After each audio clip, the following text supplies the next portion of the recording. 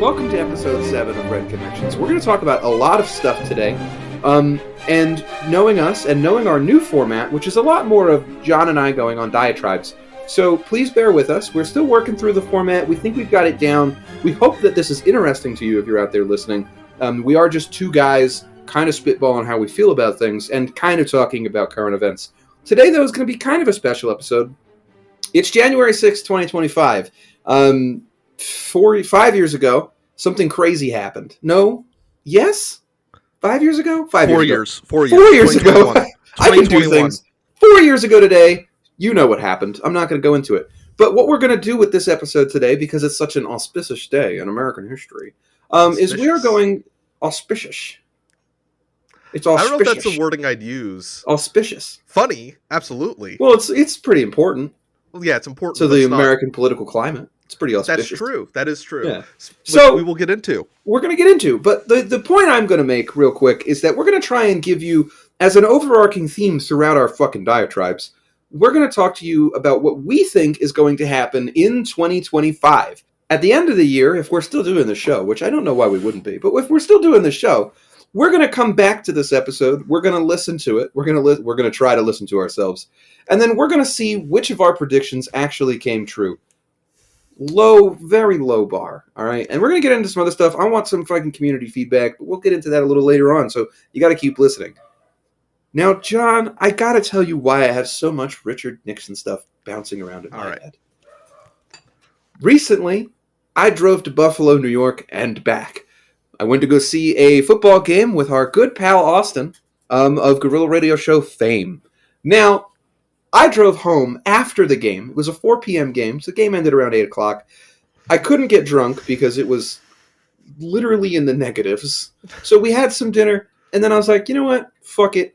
I miss my bed. I miss my wife. I'm going home. So I went home.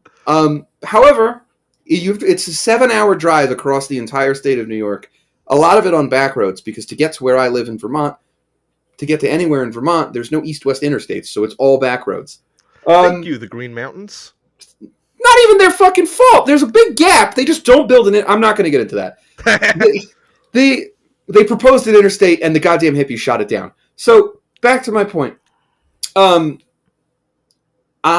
paid the $20 for permanent forever access to a wonderful podcast that kind of inspired me to want to do this podcast, which is Blowback. So I listened to the entirety of the Cambodia season, including all the bonus episodes. So I listened to it took me like a week, but I got through the bulk of it on this drive.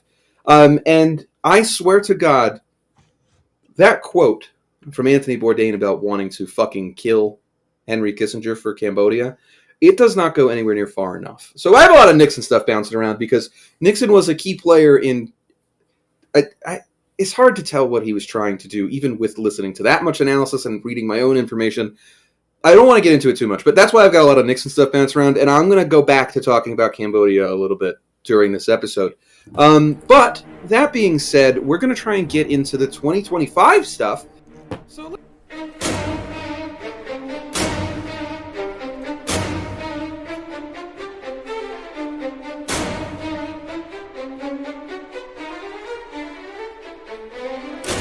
let's get right into 2025. I want to start this off by giving anybody who doesn't watch the news a very, very brief rundown of current events.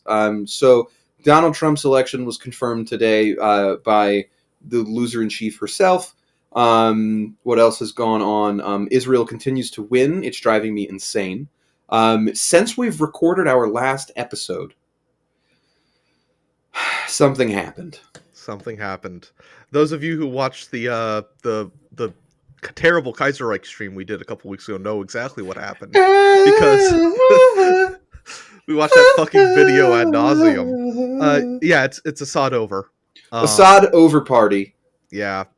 We'll get into that maybe. I'll be real. I don't give a shit about him. I don't care. Dog shit allied to the Axis of Resistance. Not really even and then the guys who took over are just the Mossad. So I'm not even going to get into that too much. They're worse. Like, they're dog shit. I would have rather the Kurds took over. I was hopeful at first. I was wrong. I'll flat out say that. I was wrong. It's dog shit. Never have Taliban. hope, John. Come on. where Marxist scholars never have hope. Could be worse. Could always be worse. What could be worse? Actual ISIS. This is instead of ISIS light. Yeah, exactly. Like the guys who put people on meat hooks. This is like the Taliban taking over instead of ISIS. Yeah, exactly. Honestly, I want to just. I'm gonna make a statement here, and I may cut myself out of it. Okay.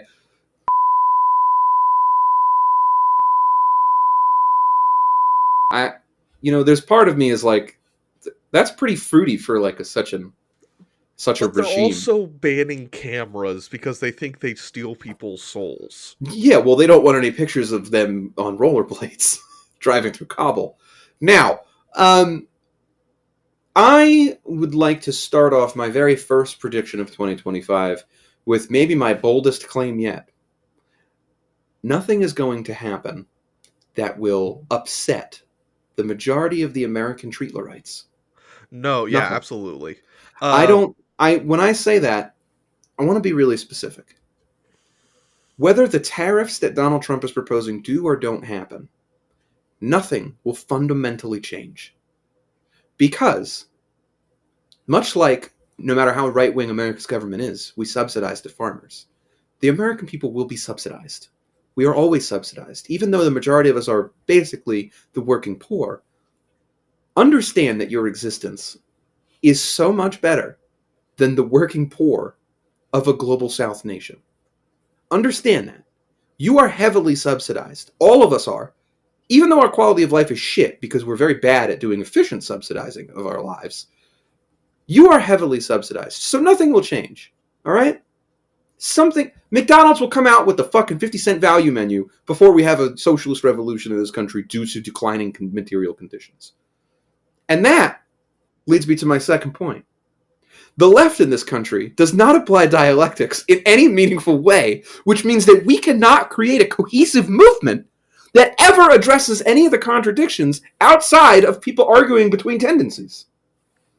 John, take it away. Great. How do you feel about my prediction number one? Yeah, absolutely. I agree. Treatlerite is going to have to be the 2024 word of the year because it is so much better than it encapsulates so many tendencies, not just in America, in the entire global north, so well. I do think that, yeah, I agree, like, we are subsidized very much. But it's just our government is shit at it. The European governments are much better at it, and I think and they're kind of shit at it. Yeah, they're kind of shit at it. I do think if China actually ends up overthrowing the United States and taking the throne of global hegemony, they're going to be so much better at like distributing imperial super profits than we are to their people. Can I tell you something else I'm big in on? I'm starting to think. Well, most of us on the left have already kind of ostensibly thought this, but I'm starting to think in a more direct and extreme way than maybe most leftists that the closest the world has ever been to an effective socialist revolution in terms of both the social change necessary, the self-reliant industrial economy necessary, and the goddamn ability to prevent capitalist propaganda from entering the world, from entering the revolution, is DPRK? Is gonna have to be under the guidance of fucking Chairman Kim Il-sung! They did it! They're still doing it! They did it! Okay, the thing is that, like, we should be killing people with anti-aircraft guns for being revisionists. Don't. That's the thing, is that they don't. I know, and they're not even doing it, and they should be! Well, it'd be funny, if anything else. Also, I listened to the entire Korea season of Blowback. I learned an interesting factoid that I think I should tell you right now before you go.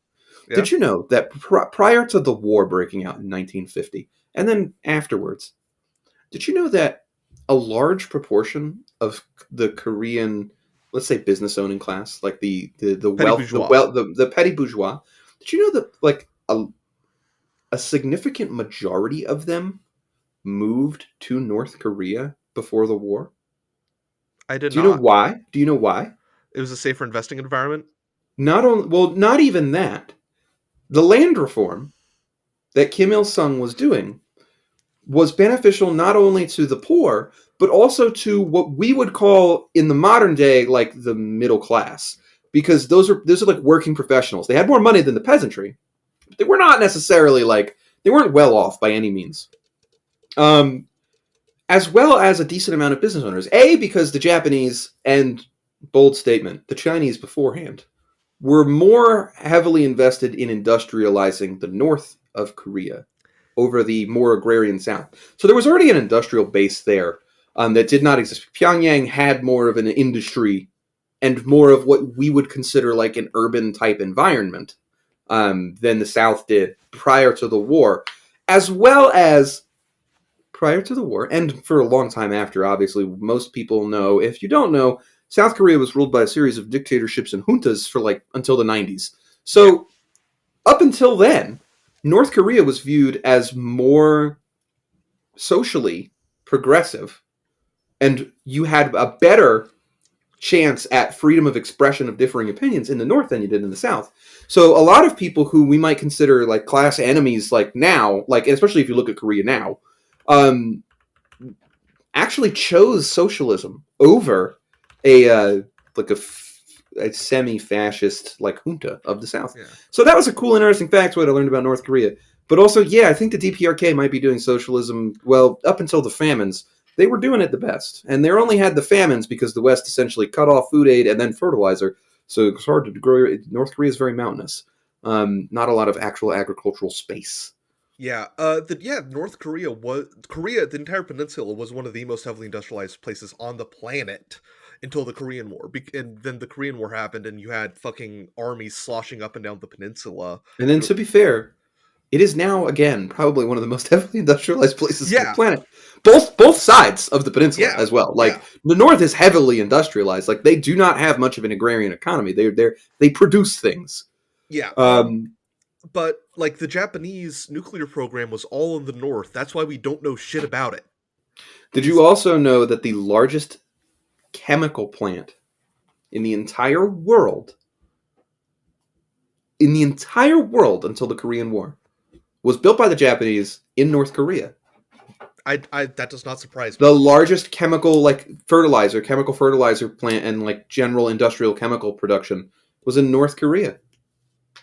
I mean, like I joke often that this was a joke I came up with back when like Hamiltonianism versus Jeffersonianism was like the big Twitter meme thing. 1770. Yeah, and also like 2 years ago. Was that the co-prosperity sphere was okay? Both ideologies are hot take because hot take coming in. Well, both ideologies are extremely evil because they're come out of the lab of the United States circa the 1700s. But the co-prosperity sphere was evil Hamiltonianism, and the Nazis were evil Jeffersonianism. I would agree. Yeah, I would agree. The co-prosperity sphere is so interesting to me. I try not to. I can't get into it because sometimes you're like, they have like every now and then like, and all ideologies are like this, folks. So I want you really like, it's okay if you're sitting at home and you're like every now and like you'll read something and you'll be like, it's not like a terrible idea, even if it's like even if the ideology it's rooted in is completely antithetical to your morals and your beliefs. Sometimes like there's just ideas like from an industrial sense that are just like, yeah, that makes sense. Sometimes the co-prosperity sphere was having like an idea that I would be like, yeah, that actually makes sense. Yeah, like the way they sectorized the economy. Yeah, Park Chung-hee, one of the fascist dictators of South Korea, was, in addition to being a nightmare, like he like the reason why he got assassinated by the head of the KCIA, the Korean CIA, is because he was like during there's a big uprising against him, he was like, okay, yeah, just kill all 3 million people. Demon. But not a good guy. He was also the single most effective developmentalist of the 20th century. He is the reason. Incorrect. Okay, other than Stalin. Kim Il Sung. Okay, second best, like one of the best. He was the second best on the peninsula. But like he is the reason why South Korea is like so dominant economically now. Like that He is the reason why South Korea is like and you know where he a came more up. sexist Japan. Yeah, and you know where he came up when he was like in his 20s and 30s. Manchukuo. Such an evil country, by the way. So Actually, evil. was Japanese Manchu? Which one's? Israel. Wait, Japanese Israel, basically. Manchukuo. Is that can also be spelled Manchukuo, right? That's what we're thinking of. Yes, I believe Not so. Manchuria. No, We're talking about the smaller. No, I'm talking about Manchuria. Manchukuo Oh, was Mongolia. Was Inner Mongolia. was the Japanese Mongolian puppet. Yeah. Manchuria is. I ended up plug, by the way, for Red's Revolutionary Timeline. It's basically an alternate history thing where America goes communist that I contribute to. Hell yeah. Go listen. I've Go basically watch. go read it. Go read it. There's a lot. But I've basically become like the point guy on the Pacific War in that, and that means that I've read way too much about the co-prosperity sphere. It's bleak in there. It's so bleak. The Japanese were doing Nazi shit that the Nazis couldn't even comprehend. Yeah, like I'm not gonna say what I was about to say, but we need to say what we do need to say like multiple times over is it. Oh, worse. But we need to say like a few times here that the Germans and the Japanese were doing this weird thing where like their ambassadors to each other for some reason were far more normal than everybody else. And so both of them were constantly saving civilians from the other over and over again. But if you like, it kept happening. Like, what was it? What's his name? God, they put him in Yad Vashem. They gave him a tree.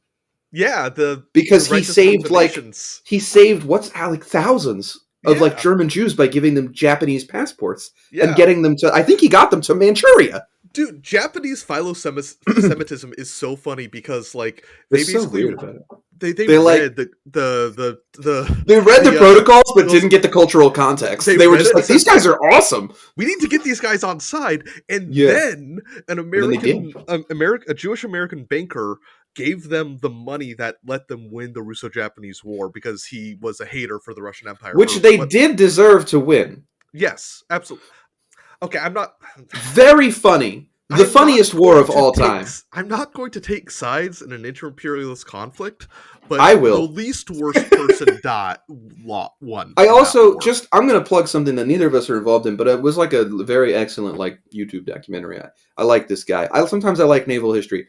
Go check out Drakenifel's YouTube channel. He's got a whole like hour and a half long thing about the Russo-Japanese War and how incredibly funnily bad at their jobs the Russian Navy was. Just go listen to it. It's very funny. It's a lot of them like shooting at themselves. It's very good. But my point being is I think the DPRK and I'm specific about like their refusal to allow in the internet might be the best thing for socialism to have ever occurred. Best thing for socialism in one country, because imagine if all the countries were one country.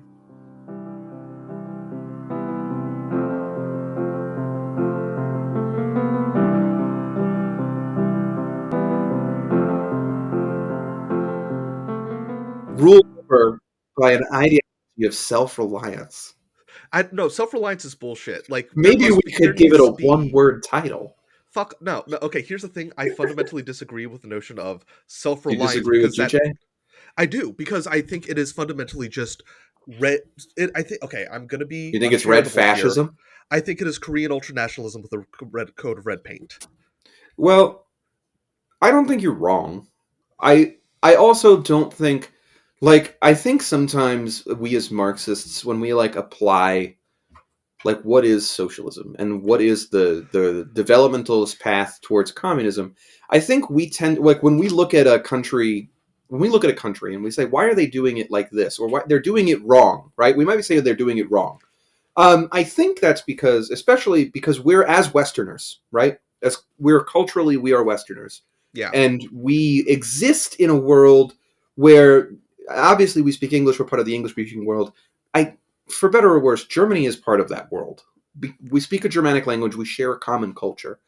I think sometimes when we apply Marxism, we apply that filter to another country that isn't that isn't Anglo-Saxon in nature, we go, this is wrong because it's not the way Karl would have done it, right?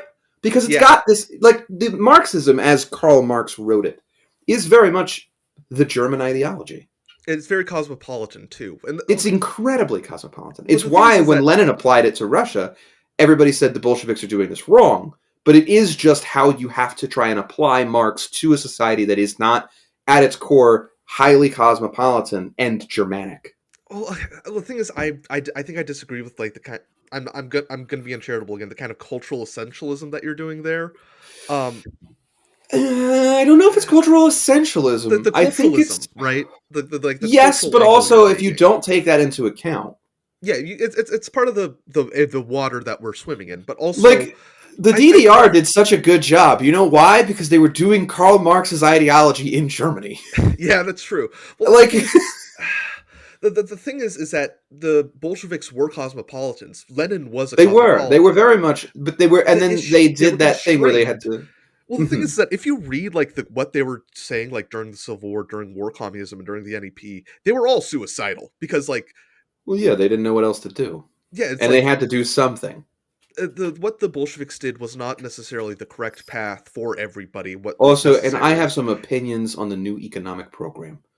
We can do that that's an entire episode we could do. Not an episode. That's fine. I'm just gonna. I'm not gonna be on camera. I'm gonna be holding up a picture of Trotsky's ice pick ridden body. Trotsky was the guy who wanted to end the NEP first. Yeah, and he was with a worse fucking idea. Now, okay, let's save the. Let's get back. We got to get back to 2025. Okay. It's 1918. Like, I had a point.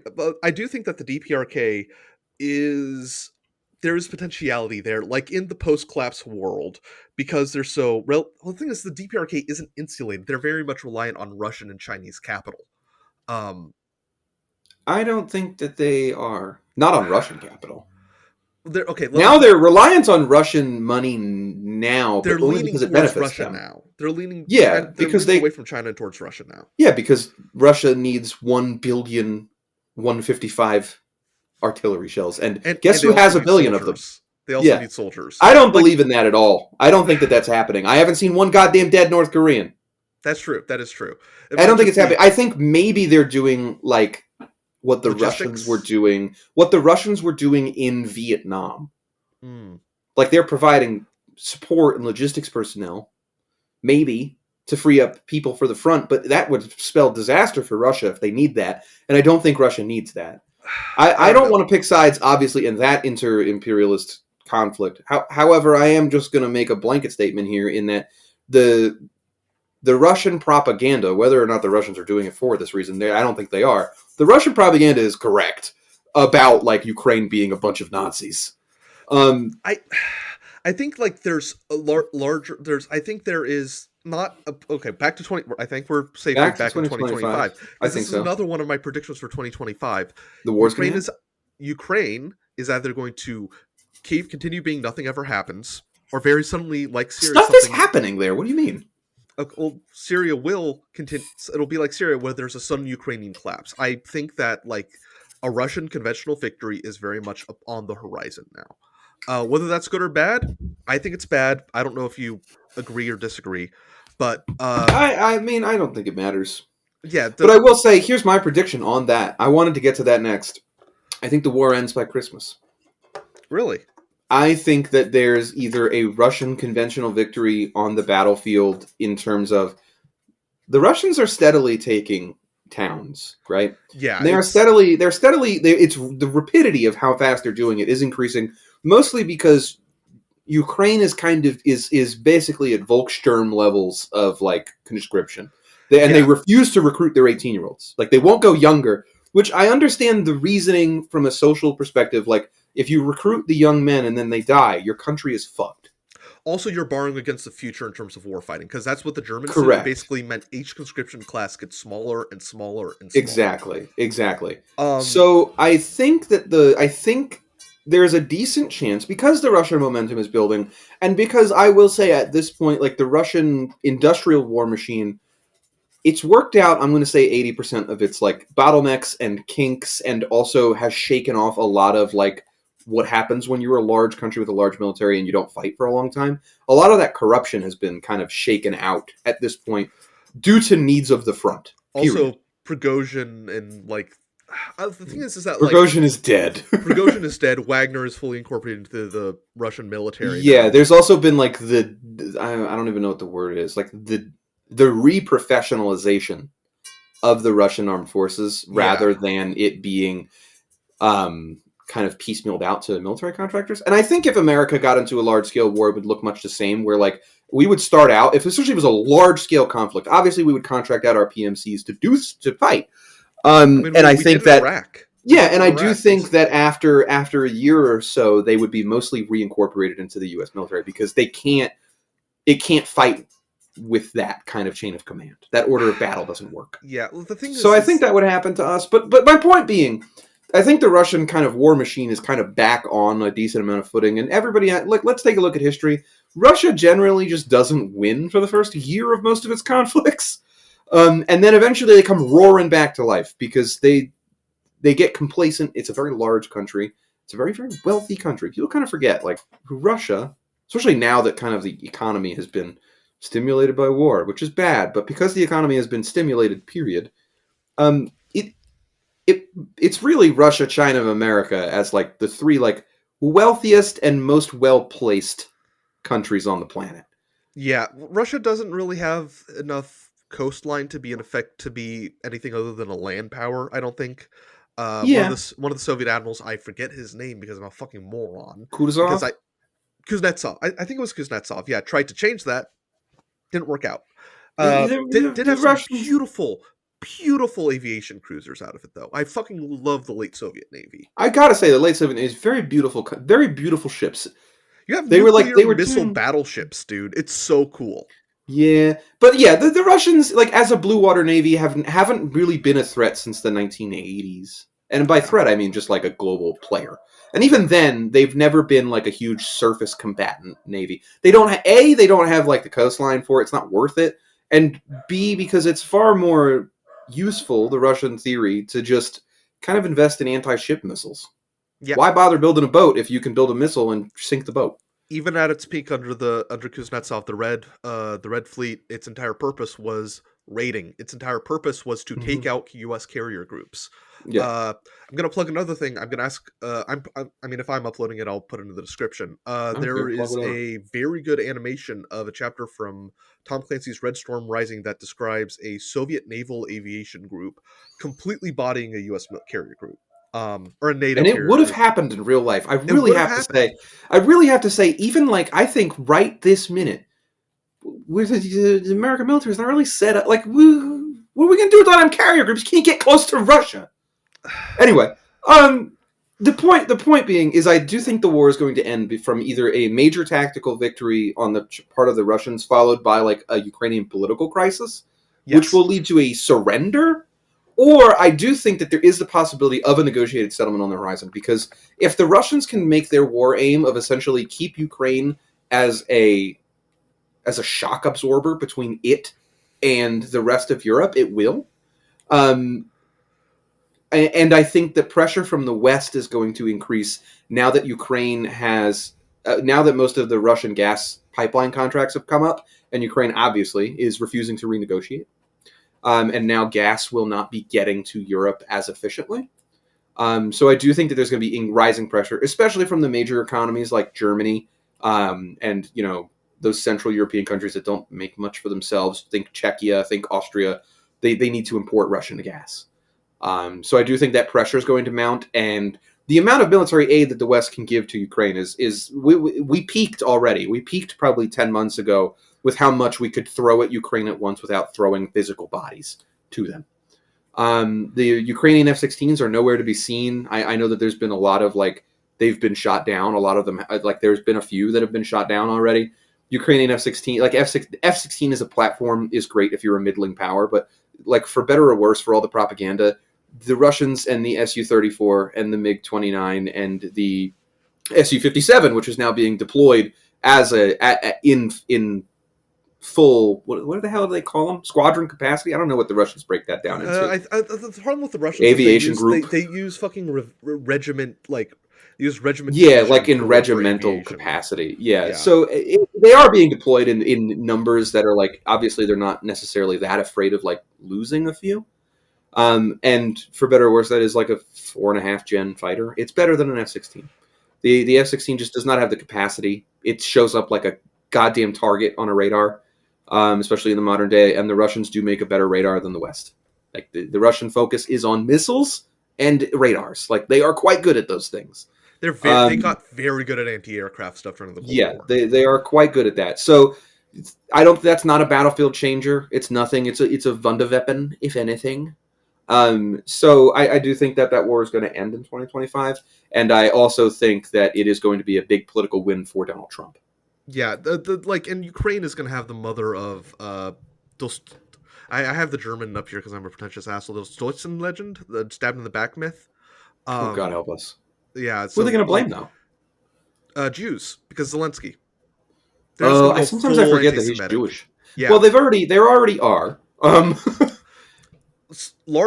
Alarmingly large elements of Ukrainian society is, but I feel uncomfortable saying that all Ukrainians are Nazis. Like the Ukrainian army is a conscript military. I'd say most of them aren't Nazis. And the reason why. No, but I will say they're professional part of their military. Yes, and I will say the reason why so many Nazis get camera time is because they're the only ones who are still optimistic. And they're also the only ones who are, like, for better or worse, like, effective fighters.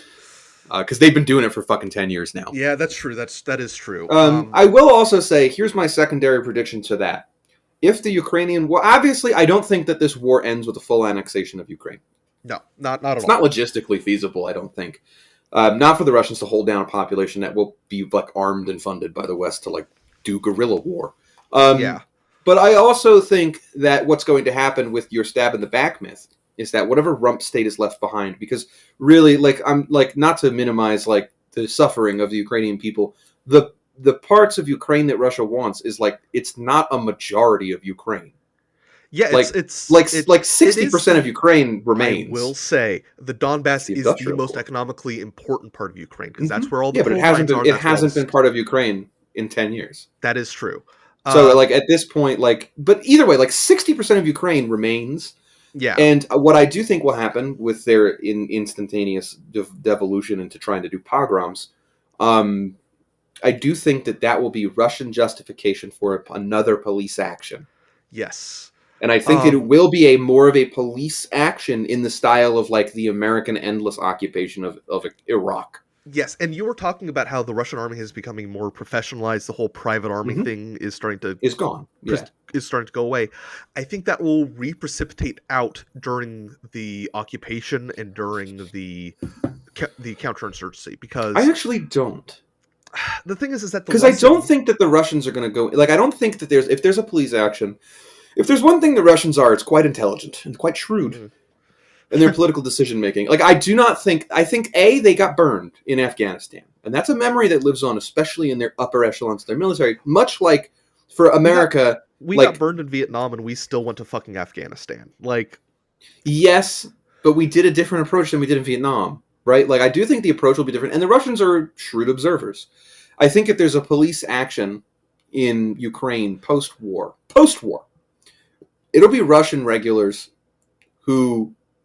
essentially go in and they get rid of the political leadership. And I don't think that they stay. I don't think this is an occupation. I think the next time they go in, it's surgical strikes, it's far more cost effective to just do that every few years and keep putting in puppet leadership. Just drop the VDV in every 8 years. Yeah, like every 8 years you drop in the VDV, all right, and you replace the political leadership, and that's it. That's all you have to do. And then that's it. You keep your army on your border.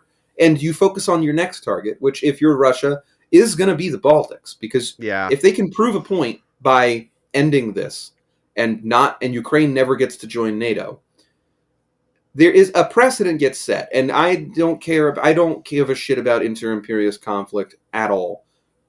However, there is a danger zone that would rapidly approach, in the sense that, like, they can't start this out by doing a either like dropping a little green men in Crimea or like doing a regular ground invasion of the Baltics.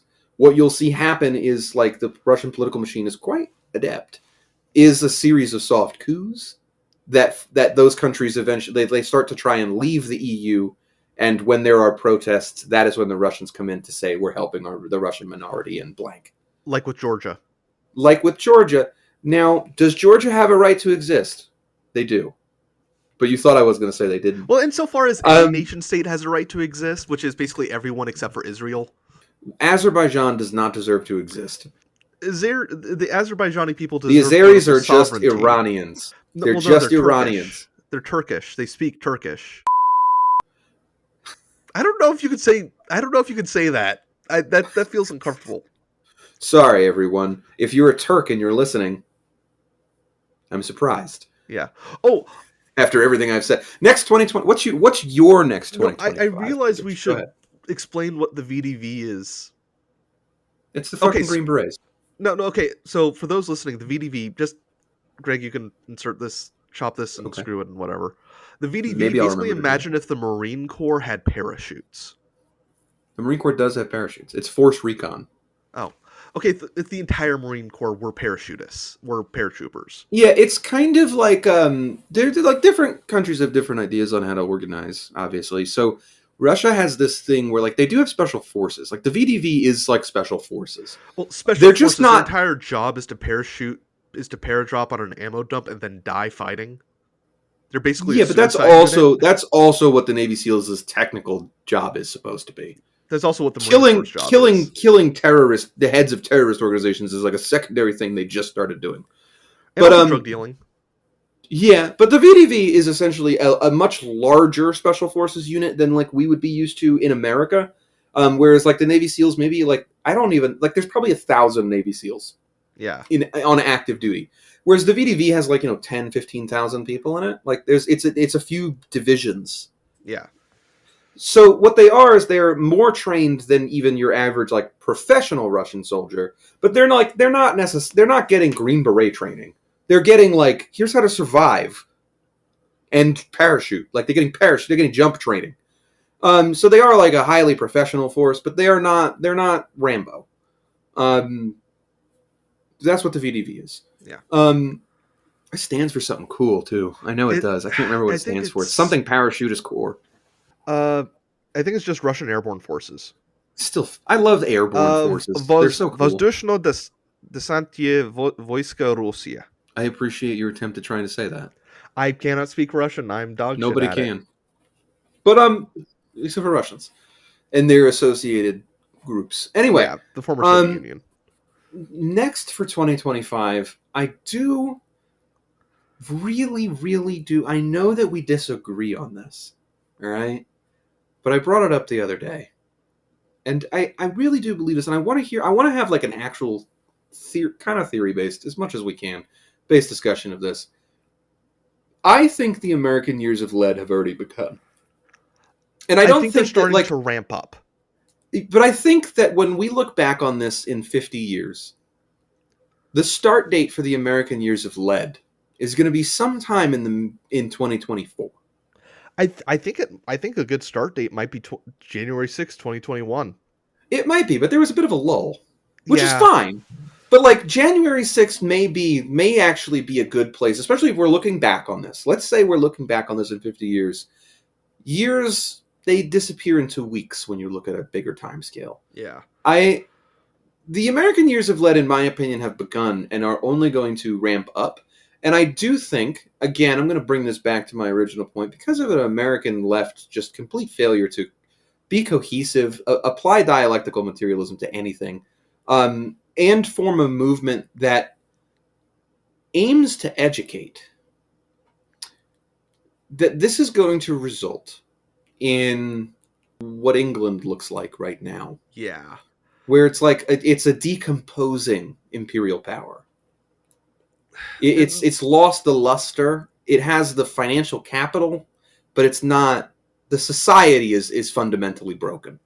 Yeah, the thing is that also like the left is so anemic in the United States. I think the best we're going to get for the next like 10, 15 years is fucking neurotics like Luigi Mangione. It's like just propaganda of the deed, just individual acts. And Leftists I getting do in on the think, stochastic violence, basically. yeah, I think and I do Leftists, like people from who a are people who are dissatisfied from what we might consider a left-wing perspective, not like actual communists, because yeah, actual I communists are too smart to do I this. will I will also say like the Bolsheviks, they're anti-terror. Yeah. For the most part, the Cubans, the Koreans did a little bit more. Mao, they were busy with the Japanese, but I do think it is probably time. It is this is so I gotta say this in a way that doesn't like get me a visit. It is probably time for the left to.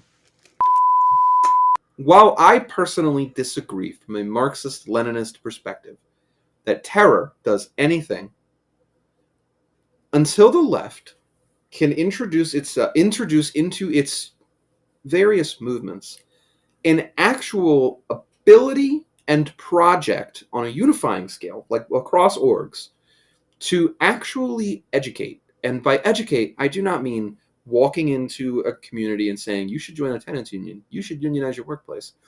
I mean literally teaching people read, how to write, how to be financially literate, how to be horticulturally literate when it comes to growing food, when it Start comes to handing doing out anything. copies of the Financial Times.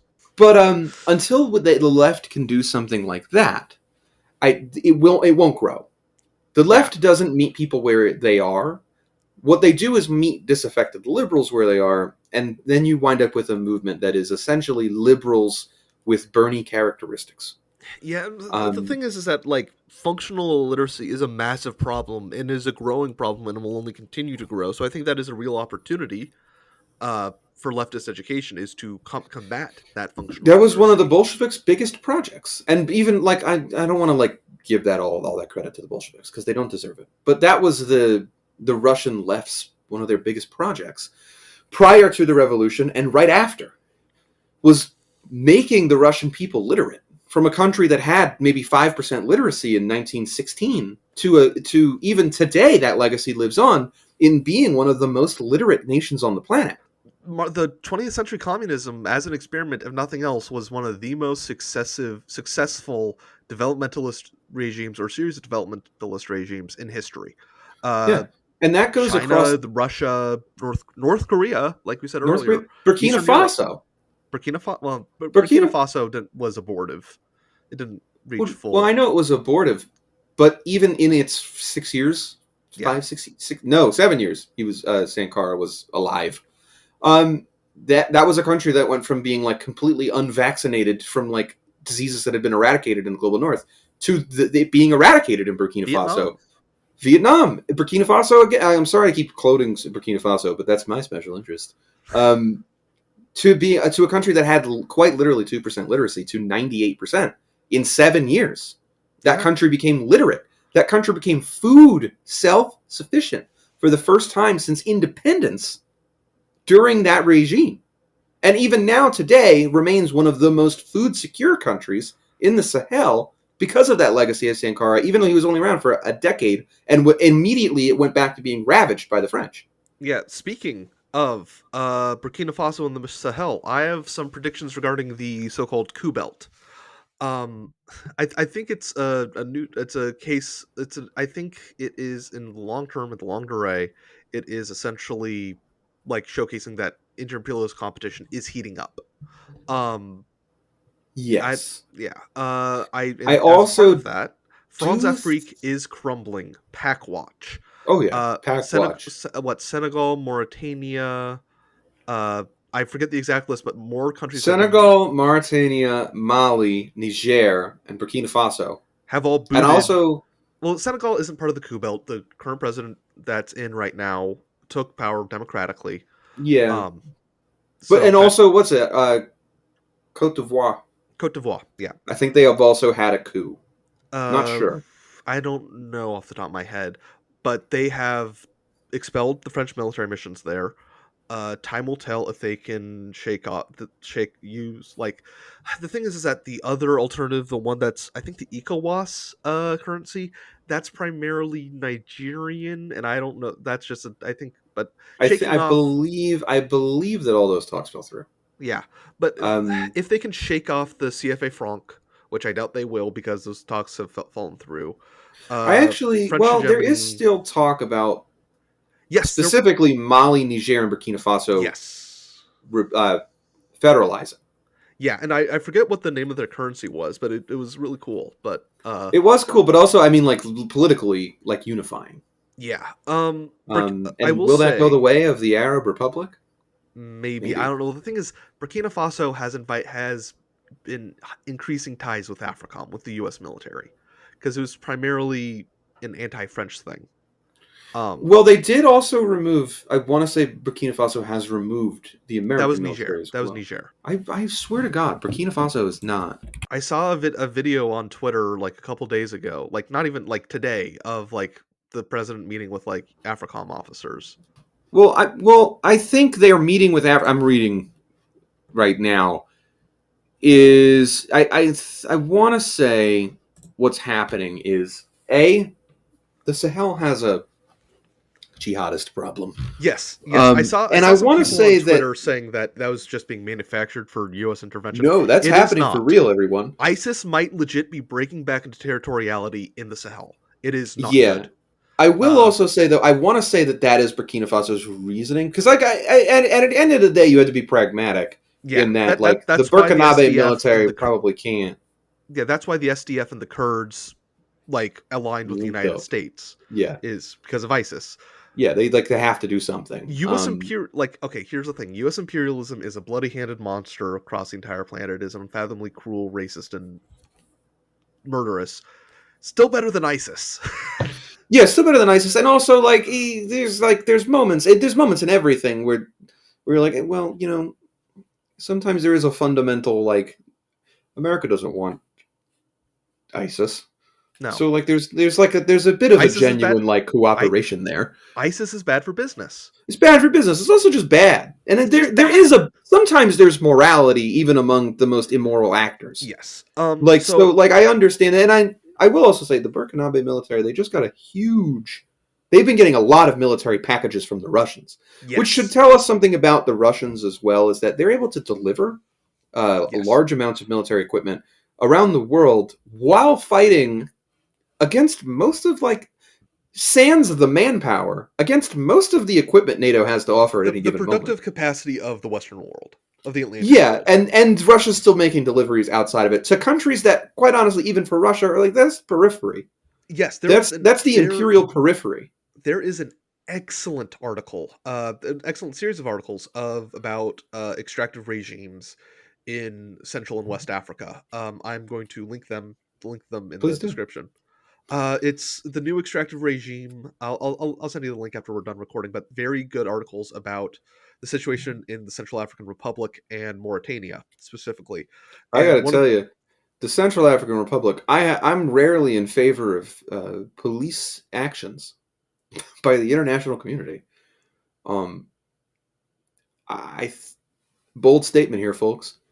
I think an American military intervention in the CAR might be better than anything the CAR currently can provide for itself.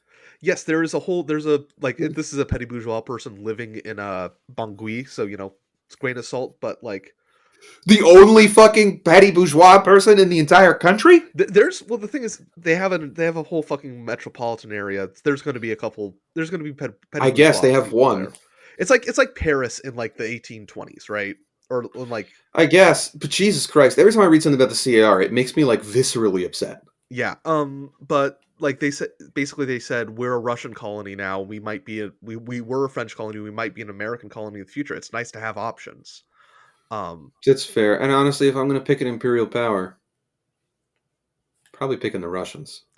Not if you're a Fulla person living in the bush. I'll put it that way. No, but, well, you can pick the Chinese. They'll Not if build you you're a hospital. not if you're a miner in Kenya or Ethiopia. Look, man, there's no good options, all right? There's no good options. Like being But a anyway, communist. my point being, um, I I agree with most of what you're saying about the Sahel. My biggest prediction for the Sahel is I do think that there is a decent possibility. I'm going to put it at 60%. Mm. That a political unification of the big three, Burkina Faso, Mali, and Niger, because they are all right next to each other, it makes the most sense. I do think that a political unification is not only possible, but probable, because put together, first, all three of those countries have nationalized essentially all of their extractive industries. So there's already there's a precedent. All three of those countries have a decently strong history of revolutionaries of some type taking power and doing a state-planned economy. And all three of them have a strong legacy of being very anti-colonial in their actions, even amongst their most uneducated populaces.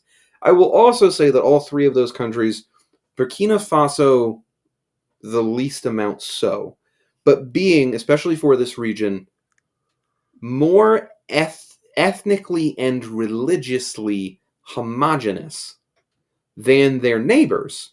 Burkina Faso, again, the biggest exception here, because it is by far the most diverse of the three, because it is the most lush. It's the most agrarian.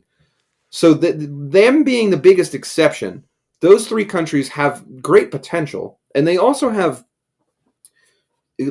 just stepping back and saying this probably from more of a capitalist perspective, they have the most economic potential in the region.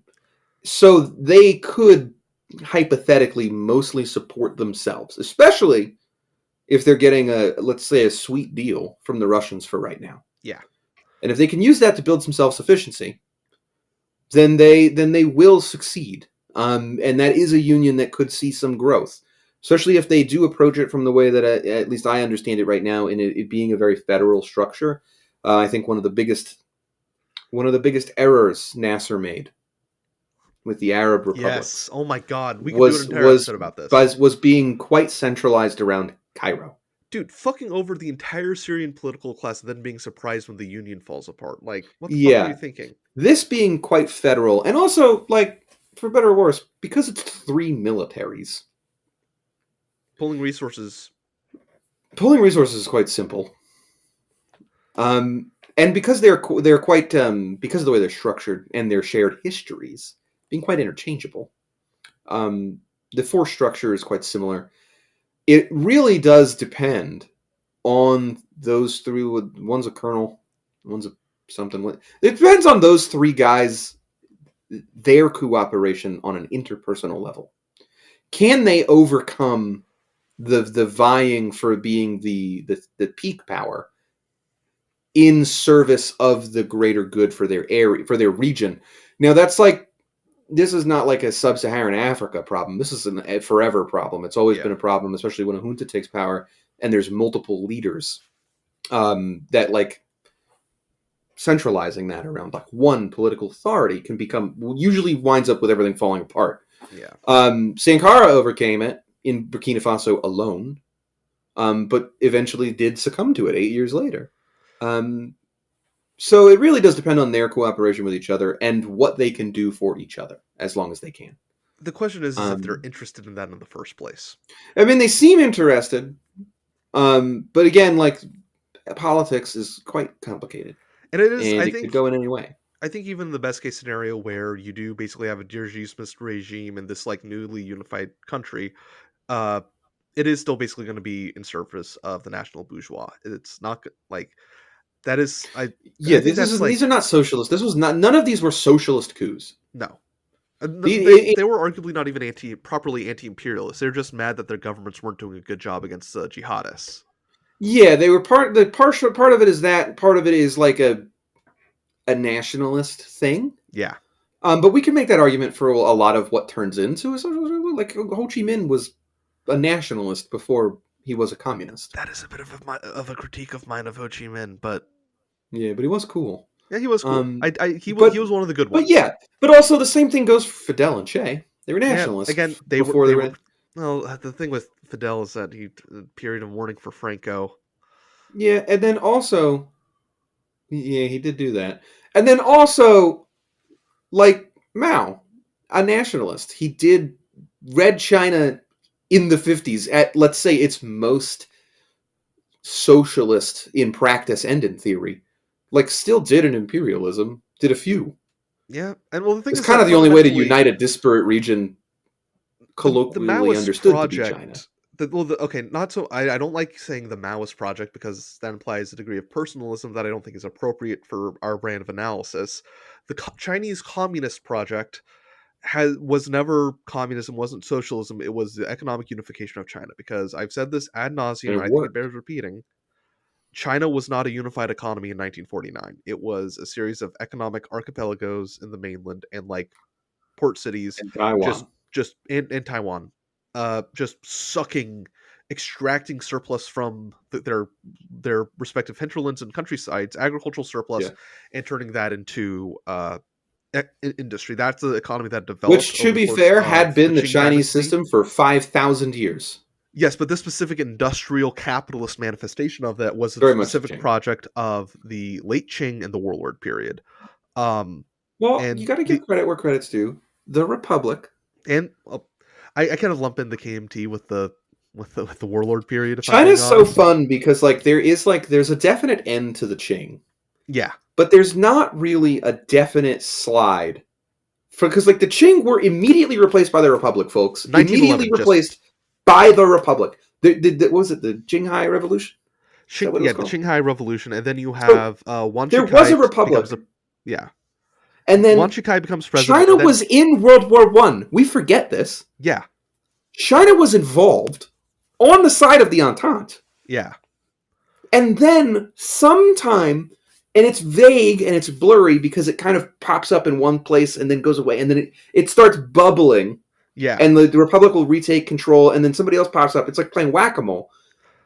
Between 1916 and 1925, The National Protection the War. Republic falls apart. Yeah, this is very specifically the National Protection War, which is when Wan Shikai makes the dumbest move possible, and I've read a lot about this because I've got a lot of alternate history ideas around this. He makes the dumbest move possible because his fucking idiot fail son like makes fake newspapers saying that this will be a popular decision, declares himself emperor, and then the entire southern half of the country declares independence, and then kicks him out, and then which basically sets the precedent that transitions of power can be done with armed force, and then that just keeps happening for the next 10 years, 10, 20 years. It happens a bunch. And then But then, Chiang and Kai-shek then, and then it happens. kind of, yeah. Well, Sun Yat-sen happens. Well, Sun Yat-sen was involved in the National Protection War. Then he took power in Canton and established a rival government there to the Beiyang government up in Beijing. And then the warlord Republic period falls happens. apart. The Republic falls the apart. Republic falls apart, and then Japan takes advantage of that. And then Japan takes Anyway. advantage of that. There's the KMT era, which is basically like in like the coastal areas, the KMT has pretty solid rule, but in the interior, it's still de facto the warlords. Point being, though, the economic unification of China was an absolute success. It took like 50 years. It took 50, 40, 50, 60 years, but it worked. It wasn't until the late 80s, early 90s that it worked. No, but it wasn't worked. until 2008. I can tell you why. No, it worked. That's when when the interprovincial tariffs ended, is with the Xi era. Yes, but I think it ended with China's entrance into, the fuck is it called? The World Economic Forum. Not the World Economic Forum, trade, the IMF, the International not the IMF, the fucking World Trade Agreement thing. What the hell is it called? WTO, the World Trade Organization. WTO. Yeah. China's entrance into WTO was the economic unification of China, because at that point, China became an export economy. I don't know so much of it is the point where that is when it happens. I think that's the signal point. It's like, okay, like... I guess that's the point where it was inevitable. It became clear that it's happening. Yeah, there was no, like, going back. But anyway, one more prediction I think I have. I mean, I have a bunch. I think that we're jumping regions now. I'm going back to our favorite place.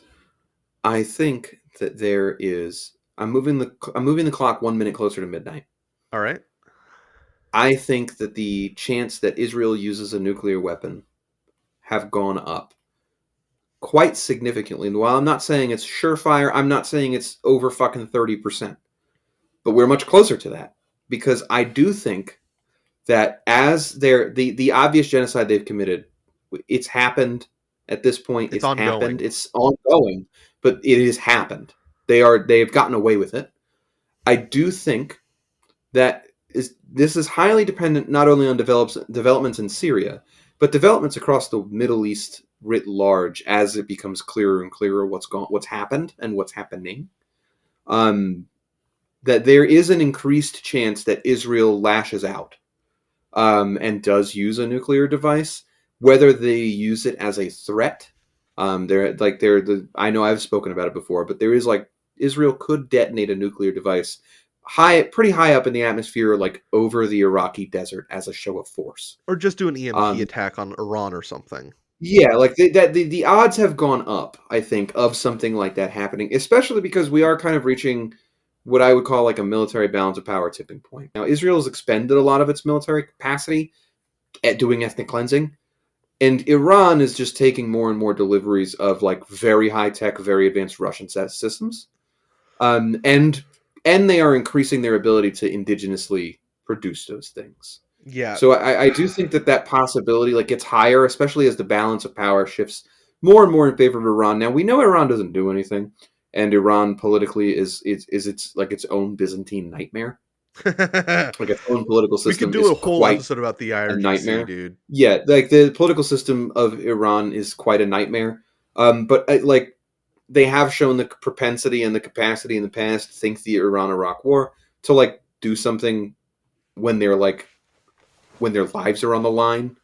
Like they can do something, and it is quite a large country with quite a large economy that like could do something. Unlike Israel, Iran can produce things like en masse. They have the population to do so. Things that aren't bullshit apps.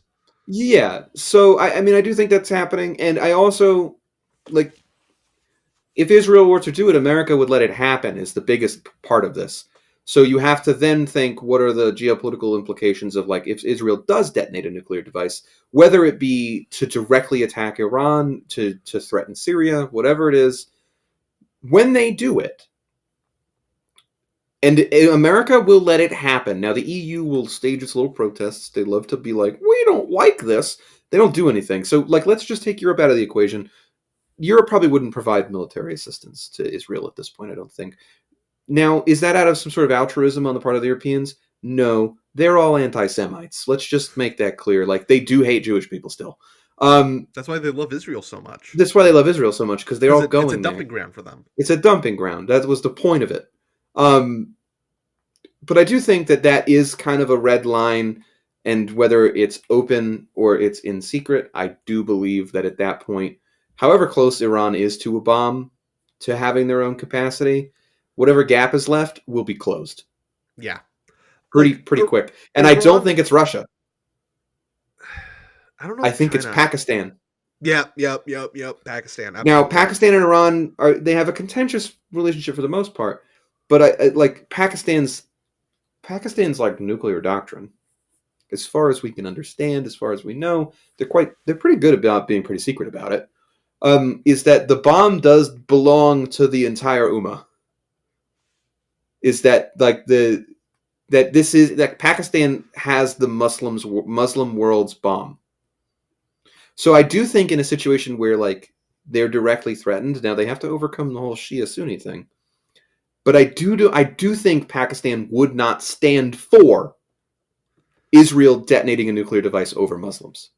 Yeah, that's like a real push. That's a real come to Jesus moment right there. Like, and I do think. I guess come to Isha for Muslims. Yeah. But like I do think that like there is like that is a decent like the gap will be closed because let's all be frank and open. Iran has the ability to produce a nuclear weapon. The only reason they haven't is American if they haven't already. Honestly, if they haven't already. Yeah. Well, the thing is that like Iran has the last quarter of 2024 was just a series of Iranian L's. Like, let's be honest here. Q1 through 3 though was all Iranian W's. Well, the thing is that like they've lost basically they had de facto suzerainty in a lot of the Levant. In like they still I do think they remain control a lot of Iraq. They like to be clear here for context. the U.S. didn't win the Iraq War. The Iranians did. Yeah, Because Iran won the Iraq War.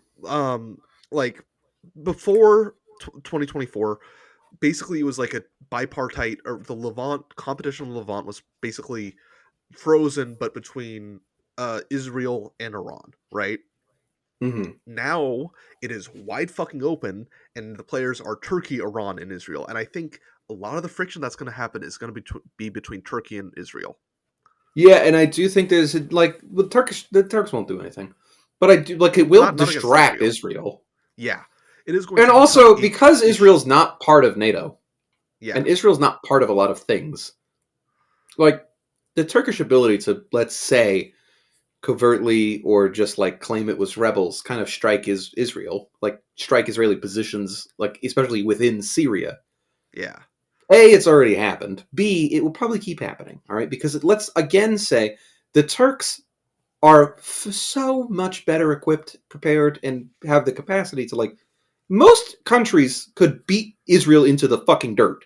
yeah. Okay, It's like they don't have a including military; they have like a colonial in gendarme. yeah, in unfettered like Iraq could beat fucking Israel into the dirt just on sheer manpower numbers. Oh yeah, the PMF could probably beat Like Iran. there's like Iraq, like Israel. Saddam could have beat Israel at his peak. He was just busy with Iran. Yeah, Um, that being said, like Iran Iran's only lacking in sufficiently refined fissile material. They have the technology. They've clearly and they demonstrated this to Israel in that we have miniaturized and successfully developed the technology to get past your air defenses. And we can and will at will. They absolutely can. It's how many of them can they produce? Now it doesn't really matter if they can't produce a lot because Israel can't really produce that many either. and only one. They only need to get lucky once. Israel Yeah, needs to be lucky 200 times per barrage. The Iranians only need to get lucky once. lucky once. It's not a big country. Um, Iran's biggest gap that they are attempting to resolve is they don't have a fucking air force worth of shit. They have a bunch of Again, Tomcats. should Israel like detonate a weapon? I do think that there will be, even from Israel's ostensible friends, a transfer of military power and technology to Iran. Um, Only because, like, if you're in, we've even seen this with more of the détente between the Saudis and Iran. Is like if you're in Riyadh and Israel like is okay with detonating a bomb over Baghdad, why wouldn't they be comfortable detonating a bomb over you? Yeah, Because the Saudis are very well aware that they are running a fiefdom. They don't in a ground war. The Saudis lose immediately because they'll break and run. There's no patriotism. Like there's no reason to defend. And most of the country's open and flat and is concentrated in a few areas. Saudis, they're done. They yeah. and they understand that, which is why they have such a financialized extractive economy because their power is money. And also, most of the population that sits on their oil fields, they're Shia.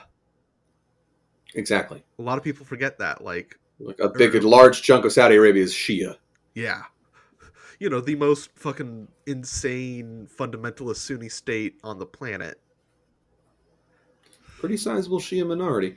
I also, if we're talking about flashpoints, like that's a possibility. I think the chances are pretty low, but I do think like they go up pretty significantly every year. Yeah, You know, yeah. going before October 7th, 2020. What year are That we was in? 2020. 2023. That was 2023. 2023. Before October 7th, I would say that the odds of a major war in the Middle East were slim to none. Now? Now I would say like we're getting closer and closer to coin toss every year. Yeah. Um, and when it does happen, Israel does not win. Not without a full American like declaration of war, because Which there's we no might way. get, because the people who are going to be taking power in 2 weeks Push are come to massive shove, Zionists.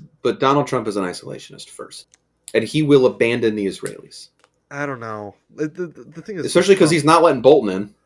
Trump is so fucking unpredictable. He's quite unpredictable, but in some ways he's quite predictable. That's the problem with making predictions for 2025, Yeah. is that the most powerful man in the world is going to be Donald fucking Trump. That's Like, true. God.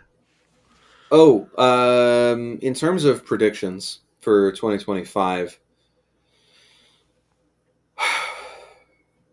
I'm going to give you my most far-reaching one. The slimmest chance, the most nil odds, but I do think that there is, for the first time since Donald Trump was first in office, the possibility of a legitimate constitutional crisis, Yes. followed by in a how real it is, like how much it could be acted upon, threat of secession. Like threat of fracture of the American empire is like of the American federal project. I do believe that there is actually a chance, 5 to especially 10%. depending on 5 to 10%. how he acts and what he does. I think there is a legitimate chance that there is a constitutional crisis followed by the threat of secession. And I do think it comes from California. I mean, yeah, gruesome Gavin Newsom. The Crown There Lives are Matter. only Will you pick it up? there's only I'm going to be extremely generous here and say there's 6 states in this country that could feasibly exist independently of the Americans, like of the US government. And you may be surprised by my list. So if California, California, Texas, Texas, New York. New York, Florida could exist as its own country. Well, it won't exist in 20 years. No, but it could exist as its own thing. Yeah. And then I will say it would. Here's my like special case for number 5. It would be North Carolina, South Carolina, and Georgia together could exist independently. Yeah. And then number 6 is Hawaii. Could exist hypothetically independently, and you can't go, oh, their economy's too small. There's a lot of Pacific Island nations. Yeah, like Jamaica, like a Jamaica, like a Cuba. Not with the socialism, but like it could exist as its own tourist economy, like Fiji, like Micronesia. Yeah, with the writer of leasing out Pearl Harbor, because that's the only way that the federal government lets it happen. Yeah. But those are the 6 parts of this country I think could feasibly operate independently. And you may be sitting at home going, Greg, what about Massachusetts? What about Maryland? Well, not Maryland. What about Virginia? What about Washington and Oregon? Well, there's not enough people in any of those places.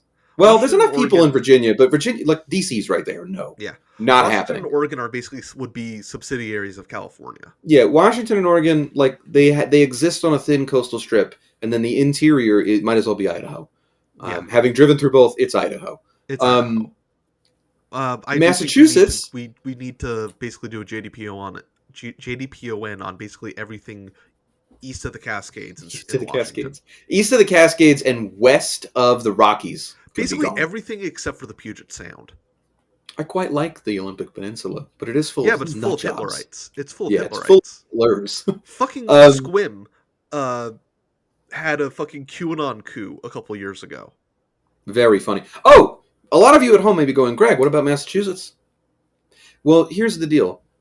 Massachusetts is like 50 miles tall by 200 miles wide at its widest. It'd be a city-state. And it exists as Boston and Boston's suburbs. It is also not the city it once was, like in terms of economic importance. It has been largely, especially because Boston was just a financial city for such a long time. And it has been replaced by other cities that are big in finance. Think Charlotte, think Nashville, think Salt Lake City. Those cities have replaced a lot of Boston's financial independence. And as well as Boston's historical purpose is as an export city from the interior of New England, stretching up to where I live. Like I live, all of the interstates in New England, they go to Boston because I live in Vermont, and Vermont's biggest trade connection truly should be to Canada, just based on geography. Vermont doesn't have much of an economy. It's purely extractive, and it's mostly gone. Like logging is gone. for the most part in Vermont. Like, it still exists, but it's not what it was. And then really Vermont just has like apples and sugar maples. That's it. That's the whole fucking economy. And then New Hampshire it benefits from being close enough to Boston that the southern portion of the state is urban, but it is much the same in that New Hampshire's biggest export used to be wood, and then it was manufactured products, and that was gone. And so now its biggest thing is like quite literally granite quarries. Maine, that's like a pescatarian economy. It's based almost completely on the fishing industry. It's basically just a And couple logging. stray counties that Massachusetts had that became a state to balance out Yeah. a couple southern states. Yeah, and that's what New England, like Connecticut, and Rhode Island are fucking New York satellites. So like New England itself, like it has been expended. Especially, it was the first part of the American colonial project.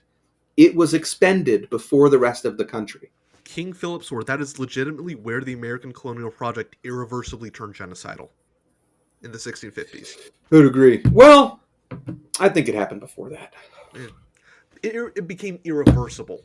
Yeah, it became irreversible. It was trending that way, but that was like the final nail in the coffin. Yeah, and so I will say, like, New England itself is not as politically unified as it may look on an electoral map. New Hampshire, quite a right-wing place. Vermont, quite a right-wing place. You might not look it on a map, but it is quite right-wing. It's a lot of New Deal Democrats turned sour who will just keep voting for Democrats forever. Maine, not a very blue state. Rhode Island and Connecticut, same way. Massachusetts is probably the only reliably, actually, probably politically progressive place in New England. And even then, like, it's Massachusetts. So, like, they're not a viable political entity, short of, like, such a large natural or political disaster, like, forcing them off, and they'd have to all go together. Unless they're like an emergency regime during a warlord period or something. Yeah, and at that point, like, I'm firmly of the opinion that, like, New England would just do its best to politically align with, if not unify with, Canada. Yeah. It shares a lot of, like, culturally, there's not much difference between the people here in Vermont and the people in Ontario across the border. Yeah, basically, the only purpose Boston really serves now economically is that it's the United States Irishman Reserve. It's also just, like, America's first big city. Yeah, it's not. It's a minor. That's Charleston. Entrepot, but it's a minor entrepot, and it's also a Irishman Reserve. Yeah. So I mean, okay. So I do think we're at an hour and a half. We can just keep going. I don't have anywhere to be. Jaden's still in Utah till tomorrow, so we can just go as long as you want. I have dinner waiting for me, so we'll go as long as whenever you're ready to be done. We can be done. Well, I have one that's a bit. It's not for 2025. Okay. It's kind of long durée. It's kind of to close out the episode. If we don't end up finishing at this point, just stitch it on at the end. Okay. Well, that might not make the order. Whatever. It's okay. We're just we're gonna babble for at least another 20 minutes. Yeah. American hegemony is going to change. It is because inter-imperialist conflict is heating up globally. It is becoming the international rules-based international order is dead on the fucking ground, and the Israelis fucking shot in the head, right? Do you think we get replaced with a multipolar world? I think it's going to be a multipolar. It's not going to be a multipolar world by the end of 2025. I doubt it'll be a truly multipolar world by 2030. But I think it is on the way with the U.S. as a firm, active part of it, and it is going to make the empire even worse. So would you say, because like my personal, like the most hopeful I can be, but because I have struggled with this recently in like losing, I guess, like revolutionary optimism. And I know I've spoken about it on the show before that you should always have that. And it's something I truly firmly believe, but I have struggled with it recently in that everywhere I look is defeats. And I don't see it getting better. And I don't really see a light at the end of the tunnel, even in terms of like the organizing that we do. And so I've struggled with like, well, what do I think is going to happen? I think the most hopeful I can be is that in 10 years' time, the conditions are right. But even in my worst thinking, I don't think that the American state goes on for 25 more years. I don't think it's possible. Not in its current form, even in a more degenerated, like the American empire gets worse. I don't think it can sustain itself even for another 2 decades. I do think that it something snaps and the way that this country is structured fundamentally changes. Whether that means we shift into kind of fracturing and being more of like we're federalized, but we're not really functioning as one country anymore, or whether that means like there is an actual collapse precipitated by a larger like global north type collapse, or that means like we get replaced. There's a junta, like we get like the military takes over. One of those things must happen, in my opinion. Yeah. But I just don't see. I don't know. I don't know what to tell you at home. What to look forward to, because all paths lead to a lot of pain. Yeah. Well, okay, the thing is that when I talk about the empire getting worse, what I mean is when I say the empire, I don't mean the American empire. I mean empire as in the world system, the thing that's been around since the 1500s, right? Mm-hmm. I think we enter a period of acephaly where there's just no one at the head. Competition is completely untrammeled and unmediated because, for better or for worse, the American Empire served the American period of hegemony, our period on the throne, so to speak. It's been the longest period of peace in fucking history. We were able to mediate inter-imperialist competition to a much greater degree than even the Brits were, and that goes away once over the course of the next 10, 15, 20 years. And I think that means the screws get tighter, and I think that means there's more wars. I think that means great power conflict truly enters the horizon by 2030. Do you I don't know think who that the great powers would be, but I think it becomes a possibility. Do you think that this precipitates an end to what, like, and this is like very far-reaching and like this is purely hypothetical. Do you think if this precipitates some sort of fundamental change or end to the Westphalian system? I was motherfucker Yeah, simpatico. we're fucking aligned. So this is something I've been thinking about since fucking Hell on Earth dropped, Uh huh. back 2 years Such a ago. good fucking series. So good. So good. So I think the end of capitalism, the end of the current state of things, it isn't going to be a sudden sharp break. It's going to be a long period of. It's going to be like the 30 Years' War. And that's what I think that Okay. it's going to be like the crisis of the 16th century, right? Where you just had this weird period of just things going batshit insane ideologically and And do you think that happens in the 21st? I think that's what the 21st century looks like. The 21st Okay. century, it looks like that period of like 1510 to 1648 compressed into maybe 75, 80 years, just because accounting I for don't. increases in communication times and travel times. I actually don't think it lasts that long. Maybe 30 or 40 I do years. think it's the era where they'll be used. Or things go insane because Well, we're I looking think down it's the the barrel of period climate where. change. I think We're it's looking the down the era barrel where of nuclear weapons will be used. Yes. We're looking down the barrel of climate change. We're looking down the barrel of increased great power competition. We are looking at a world system in terminal decline. Um, the problem with the analogy with the crisis of the 16th century is that it wasn't the world system in decline. It was a very specific part of the world system. It was Europe. And it was a very, at that point, still quite siloed. Yes, it was siloed off. There was Like there was the East was externality. still fine. There was externality. Well, the East was going through their own issues. They're With doing their own fucking shit, but like they the were like their climatological system was issues were completely global, separate.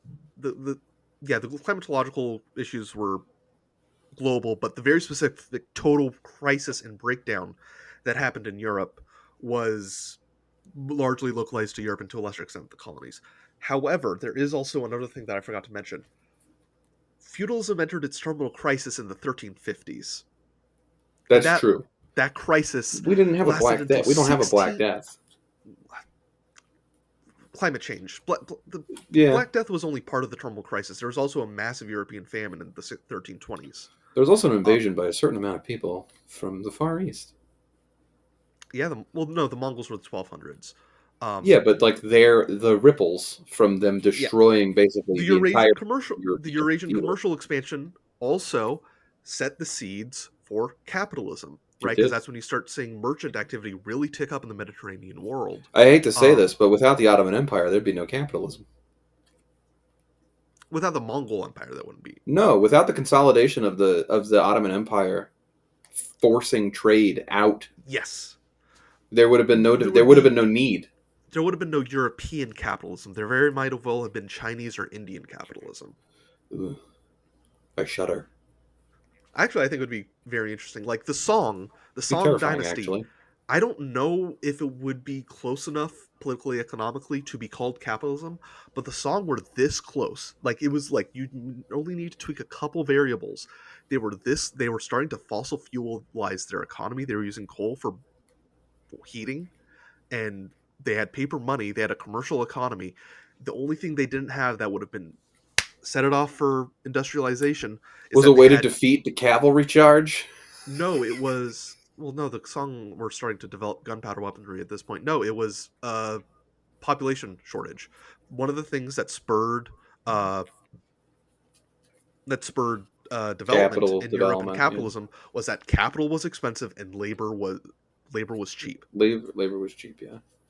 Well, I labor also labor was cheap above a certain threshold, right? mhm, The Song, that scale. it was still too cheap for them Yeah, to I will incentivize also say going the into Song capital. were also they were going to do colonialism.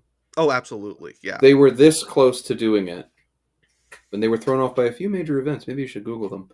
But We they could do were an entire this episode. close. We could.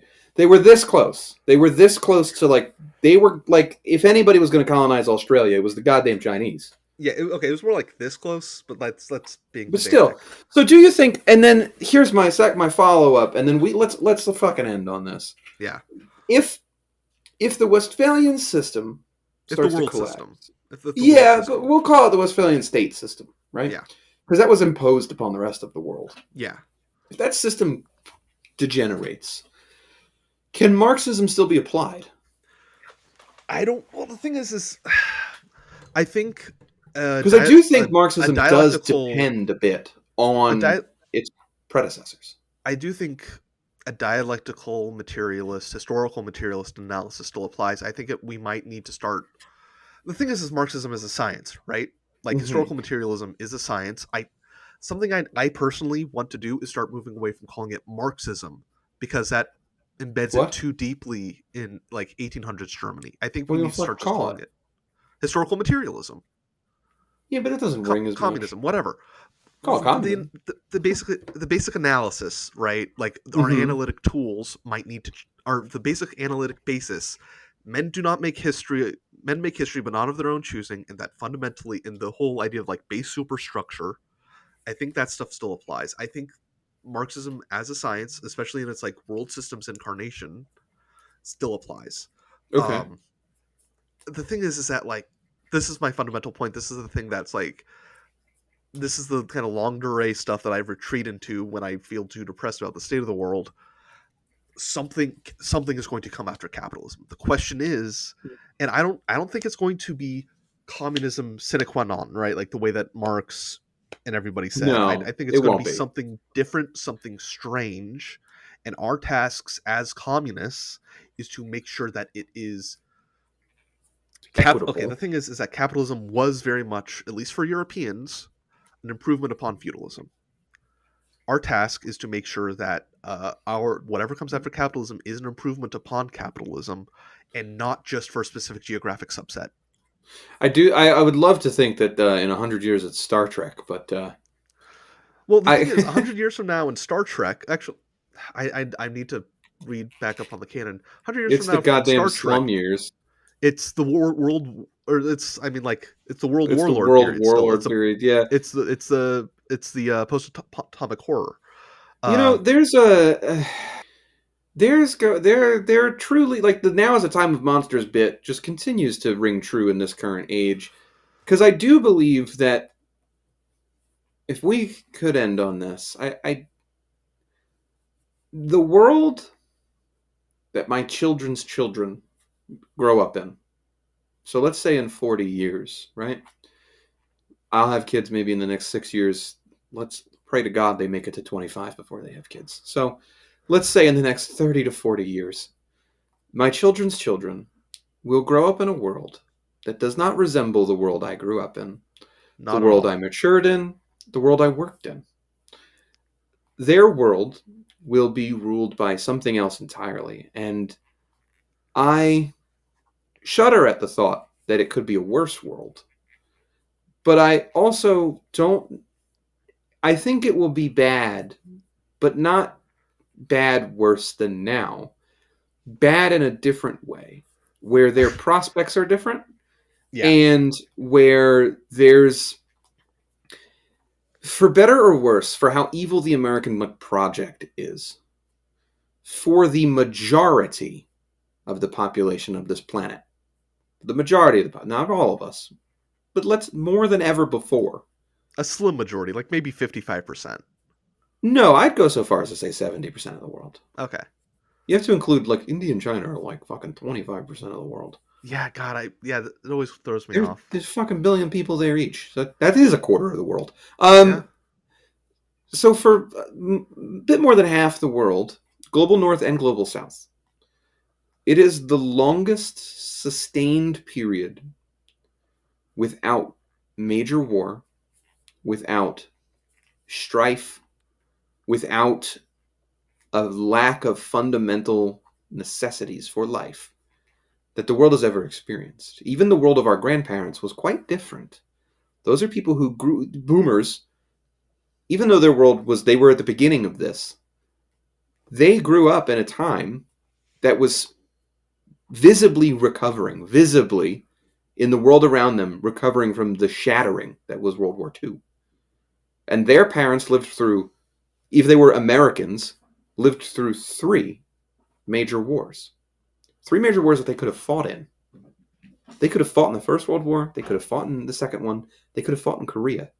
There are people who are at just the right age to get in at the end of World War I and didn't retire from the military until Vietnam was starting.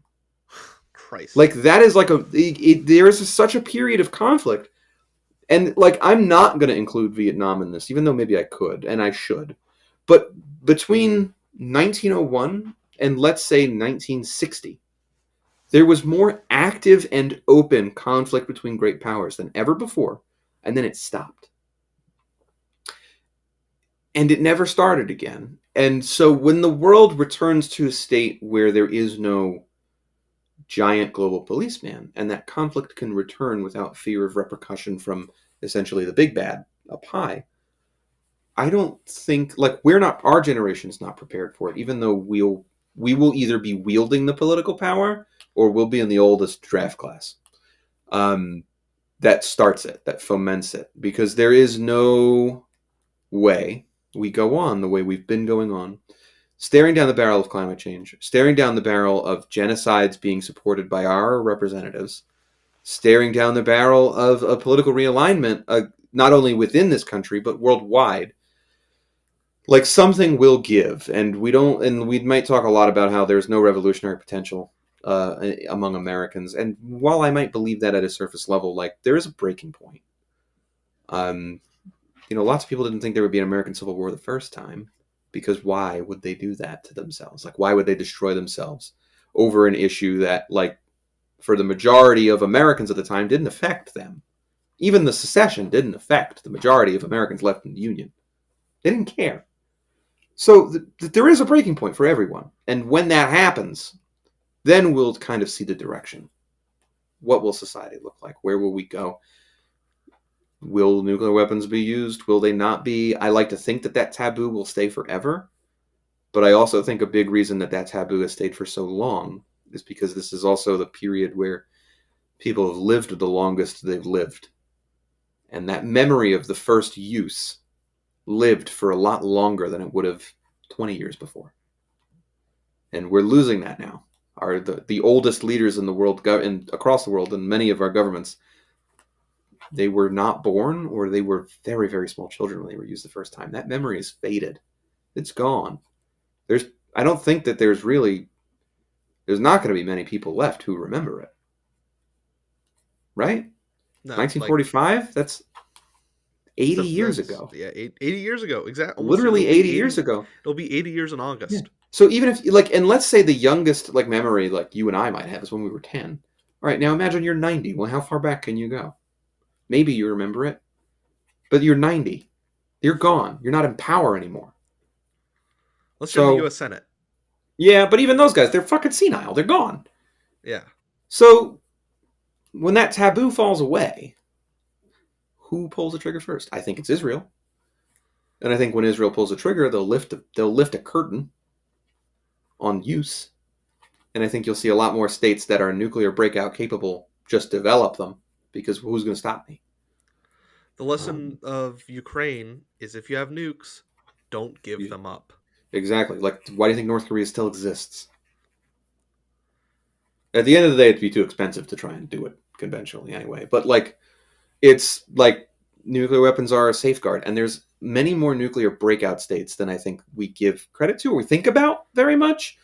Like, like there's like countries that are ostensibly kind of shitty economically, politically, whatever. They are nuclear breakout capable. Like the ABC countries of Latin America, those are nuclear breakout states. Yeah, like Mexico is a nuclear breakout state if it wanted to be. Like, now, they are very committed to not doing that, but they're a nuclear breakout state. There's a decent chunk of Africa that is like, those are nuclear breakout capable states. Think the entire northern coast of Africa, every one of mine is Libya. All of those are nuclear capable states, should they choose to be. Nukes Nigeria, really easy. nuclear, nukes are quite easy. The science is done. It's been figured out. Nigeria, nuclear capable state. Ethiopia, nuclear capable state. South Africa already proved that they've done it. Now, I don't think that they'd need to do it again, but like that's a nuclear breakout state. Australia, nuclear breakout state. Like those are places that live under the umbrella of either the American, the French, the British, Vietnam, of their nuclear Indonesia. umbrella. Vietnam, nuclear breakout. Thailand, nuclear breakout. India's already done it. Pakistan's already done it. Indonesia could do it. God, I wouldn't trust them with one. Japan? Japan, I think, won't ever do it. Yeah. South Korea? South Korea has the technology already. We know that. They could do it in a month. They could do it in a month. They just need the fuel, and they could get the fuel. If they want the fuel, they can get it. Most of these countries could do it. Like I will say, like even like in Algeria, they have the missiles. They already have the missiles. Literally, it's just a matter of getting the fissile material. Gun type bombs are extremely easy to build. You just need enough fuel, and you need explosive. Yeah, they fucking work. That's all you need. They fucking work. And with the breakdown. Yeah, and with the breakdown of the American system, the reverberations within Europe, I think, and it's so funny. They love killing each other, and I do think there's a possibility they kill each other again. My most American chauvinist opinion is that like Europe needs to be civilized. Needs an American, and I don't mean U.S. American. I just need American. A new world. New world or African power that is disinterested, that is far enough away to be disinterested and just like slap them around a bit and keep them together. Yeah, because Europe can't function alone, but also should the American system fall apart, people can leave the EU. That's been proven, however good that works for them. Yeah.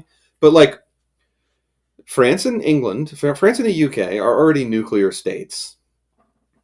Spain, Italy, Germany, Poland, God help us, Romania, and Greece and Turkey are all countries in Europe that have the technology, have shown a propensity towards doing this in the past, and can easily get the fissile material. Those are all nuclear breakout states. If we're just talking about states that could break out and do it, those are all states that could. They all have the industrial capacity, the base, and the technology necessary to produce. So those are all nuclear capable states, especially should Iran get the bomb. You're going to see a lot of like Turkey and Greece are going to want the bomb. Yeah, because they're close. Like Iran getting a bomb, like as much as it is the right move strategically from an Iranian perspective, I'm like, especially after 2024, where like you had hegemony in the region and then it's gone. Yeah, it's like that, but they need a nuke. But them getting a nuke would be probably the worst possible thing for non-proliferation. And again, nukes are easy. Nukes are easier than a domestic jet industry. Do you know how the Russians are still fucking working on a domestic jet industry? They've been working on it for 100 years. Okay, yeah. Domestic jet industry, that is difficult. That is really fucking hard. So the materials you need are so insane. Yeah. China couldn't do it until like fucking 5 minutes ago. China still can't do it. No, they're doing it now. They're still buying their engines from the Russians. No, they're producing whatever it is for their new thing. They're doing it. That's theirs. But like they just did it. It's 2025. That's news to me. But yeah, no, I believe the new thing that they unveiled the other week, that's an indigenous engine in it. The fucking The longsword from cool looking Halo. thing? Yes, the very cool looking jet. I love Yeah, cool looking airplanes, I have to say. same. That's why sometimes you'll like I love like sometimes throughout history, like sometimes the bad guys have really cool fucking we're airplanes. we're back in the Ace Combat world, baby. I'm gonna Like, be so real. My favorite fighter, like non-jet fighter aircraft of all time, my favorite World War II fighter aircraft, Maki C-202. It just looks so goddamn cool. It's like I perfect little like pointy nose. Like just it's like that when you imagine like a prop driven fighter plane, like that's the image. It's like nimble and it's point. And bad guys, I beautiful am quite fucking fond of airplane. the Zero. I'm like one of the most evil empires in human history. Mm-hmm. Beautiful airplane. Beautiful fucking airplane. Beautiful fucking airplane. But like at the same time, like P-51 Mustang, beautiful fucking airplane. Evil empire happened to be on the Evil side of the Empire. good Evil guys. Empire. But like who couldn't make a pretty plane worth their fucking lives? Goddamn British. Soviets. The Spitfire's ugly, man. Uh, Ooh, Pin's gonna fucking flay you alive for that I'm one. gonna I be bet. mad, bitch. No, I think the Soviets did a pretty good job. They had some. Well, not any of their mass produced. All their like, we made 50 of these. Those are all really pretty Okay, I'm gonna be honest. I love how ugly Soviet aircraft are. because they're the working class Yeah, like no, like utilitarian fighters. dude, the fish bed, right? Like the MiG 27. Hideous. Oh, I love it. Soviet jets are for the most like until they got like I'd say the S. In my opinion, the Su-27 is the most beautiful aircraft ever designed. Yeah, It but is the most beautiful thing to have ever like. That is a piece of art. Every one like of in them. that bullshit sleek convergent design way though. I just love how unique so much Soviet material was. Yeah, they did such a like they were doing it different than everybody the Yeah. fuck else. Because like the West all kind of like converged on kind of the same kind of ideas. Although there was that period where Europeans were doing canards and they were doing great. Like Oh, the dude, the Mirage, Rafale. beautiful fucking plane. The Rafale. The Rafale, beautiful plane. The Gripen, beautiful fucking plane. Love the Gripen, Yeah. gorgeous. But The again, evil Eurofighter is empires. beautiful. Anyway, where the fuck were we talking about? The world system crumbling. The world system's going to crumble, okay? And I suggest that all of you do your best. Start reading about the late Qing Empire and or the late Mughal dynasty. We're going to That's be what I've been posting doing. through it, okay? You can Um, find us posting through it. yeah, read the long 20th century. I think that might be an episode very soon as we both read the long 20th century and talk about it. You're going to make me read the long 20th century? Well, I can read it, and then you can just ask me about I'll it. read it. I got to go to the library. You know what's cool?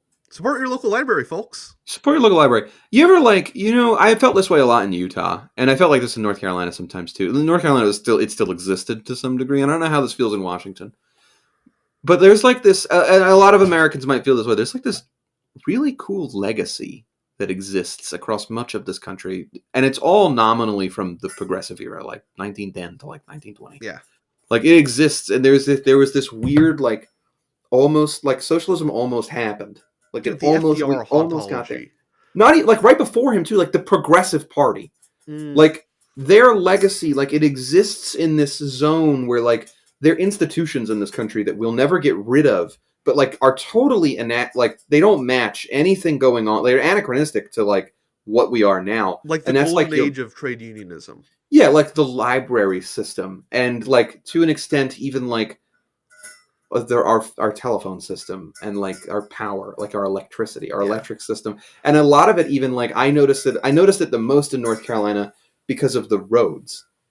So in a lot of places, like you may all live in different places, right? Washington has its own deal. North Carolina, I'm very proud of this fact. Like it sticks in my mind. So there's multiple levels to how roads are built, designed, and maintained in the United States. The most common is like interstates, federal government, U.S. highways, federal government, and then you have state highways.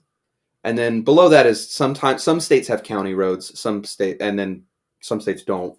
And then there's city roads, like town roads. North Carolina, they do not have county roads. There are no county roads in the entire state of North Carolina. They have the nation's most robust state highway system. There are more miles of state highway just in the state of North Carolina than any other state in the union. And that they're outpacing even Texas, which is, 6 times the size. Because the Progressive Party won power in North Carolina in the early 20th century.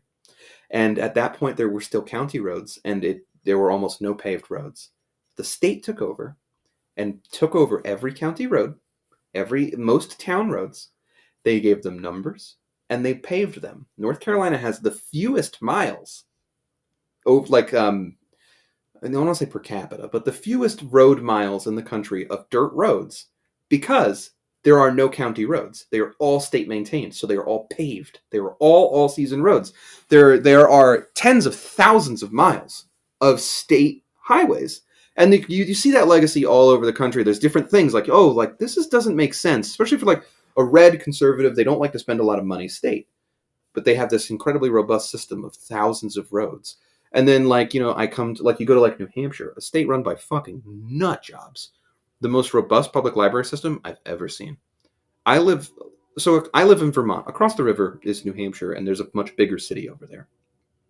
Not much bigger in real life. Like, let's say it's 16,000 people. They have 5 libraries. Damn. 5. And they're not little. They're 5 quite old, like, some of them are revival period. These are quite old buildings. Some of them are like Art Deco. Like the one in the center of Lebanon, New Hampshire, is like this beautiful building, gorgeous, and it goes down. It's like there's like a 3-level basement. Like it's a huge building, and they have all of these fucking libraries everywhere, and they're open late. Like they open at 6 a.m. and they don't close till 9. Dude, and you're like, what a weird public legacy to still have, because like the state doesn't have any. The roads in New Hampshire are shit. Because they don't have an income tax. But, like, they have this crazy library system. And, like, Vermont is kind of the same. And, like, there's no money here. Vermont doesn't have any money. It's not a real economy. It's a vacation land. But, like, there's this weird public legacy in Vermont of libraries. But the town I live in Vermont, population 9,000. 4 libraries. That is insane. And they're open. They're open all the time. And they provide free meals in Vermont. Like, there's crazy programs that, like, exist and, like, will never be defunded because even the most conservative person will be mad. You're taking away this thing that we've always had. Vermont has a public system of recreation facilities that they've had since the 1910s. Of, like, gymnasiums and hockey rinks and outdoor parks. They're not town-run. They're state-owned. The state owns the city park that I live in. That's really cool. It's so cool. And that's all over the country. So when you guys are like thinking bad about yourself, go think about those things. Go check out. Go support your local state thing. Some places it's state roads, like in North Carolina. But like I will say, in some ways the Europeans do kind of mog us on that, because like the Stockholm Library or like the Helsinki Library, I forget which one of the Nordic countries has like an insane central library in their capital that's like 4 square city blocks and has like a movie theater and like a cafeteria and like. But the National Archives in DC is like the biggest library on earth. Yeah, that's. I mean, in terms of like libraries as like a public service and as a public space. Yeah. But I mean, like, and then like, there's so many cool things. In North Carolina, the oldest public zoo in the world is the Asheboro Zoo. It's the largest zoo in the world too. Isn't that the one that Austin keeps trying to get? He wants to right there, but it's like there's no not near a fucking town. It's kind of it's like in Hitler zone. It's not even a Hitler. It's in the nowhere zone. It's all the zoo.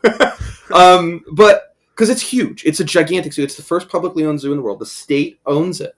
It's one of the only privately owned zoos. It's the state runs it. The state funds it. The state does all of it. That's why they pay bad. But San Diego it's a Zoo wonderful thing. Is the biggest zoo I've ever been in, and that's a big fucking zoo. The Asheboro Zoo is probably 5 times as large as the San Diego Zoo. It's so big that it's like the Atlanta airport. There's like a tram. Like you can like ride. It takes like 20 minutes to like ride the tram across. It's huge. And there's like those weird legacies. They exist everywhere. Every state has them. You know who has the most well-funded education system in the country? Wyoming. They spend more money per capita on each student than any other state. Well, Wyoming was the first state to elect a female senator. Yeah, but Utah women's first right to vote. Fuck you. Oh, okay. I'll defend that to the day I die. Women voted first in Utah. Wyoming was the first to formally legalize it, but women could vote in Utah at the state level before Wyoming. Well, I think Utah Wyoming was like a weird rogue state. Yeah, but I think it was women could vote in state elections in Utah before. Wyoming's probably the first for federal. Good old theodemocracy. I can't stand them, but they did have that. But Utah has the same shit where there's like weird socialist like legacies. The city I lived in when I first moved to the Salt Lake Valley, publicly owned. Apologies So to I the didn't dog. publicly owned utilities. Like I didn't. Every other place I lived in the Salt Lake Valley, you had a regular. You had like with Rocky Mountain Power. You might fucking have Rocky Mountain Power. I don't know. I don't. You probably have I have PG&E. Energy. Okay. PGE. I hate them so much. Bastards. But like, so everywhere in like Utah, you have Rocky Mountain Power for the most part, and then you've got like this is crazy. Sometimes water is privatized in Utah. Like it's not a public utility; it's a private utility. It's regulated, but like it's not like it's owned by like a guy. And the same for like telecommunications. So the city I lived in Utah, they elected a socialist as mayor in the 1920s, and he essentially fucking nationalized like all of the utilities in the town. So power, water, sewage is separate in Utah. I don't know why, but sewage is separate. Trash collection, all of that is the city owns it. Whereas in every other place in the valley, most of those are privatized. They're all private corporations. It was also the last place in the Salt Lake Valley to get rid of its tram lines. They lasted well into the 70s. Man. Don't go look at tram maps. You'll fucking kill yourself. Public transit used to be so good. Okay, the thing is, Salt Lake, like, from what you've posted back when you lived in the Salt Lake area, probably still better trains and light rail than we have up here. We're only finally getting a fucking rail link across Lake Washington in, like, 2 years. To be fair, everything on that side of Lake Washington should be blue. You're not wrong, including myself. Yeah, but we should end this now because it's 2 hours long. Yeah, we should probably cut one out. I'm going to cut a lot of it out. But, thank you guys for listening. If you email me your thoughts, redconnections1917@gmail.com. There's also a comment section. You can do that. I'm not going to read them. Email me. But thank you all for coming. We will see you again whenever the fuck we record again. This is a very irregular show. But thank you all, and have a wonderful rest of your fucking week. Goodbye. Bye.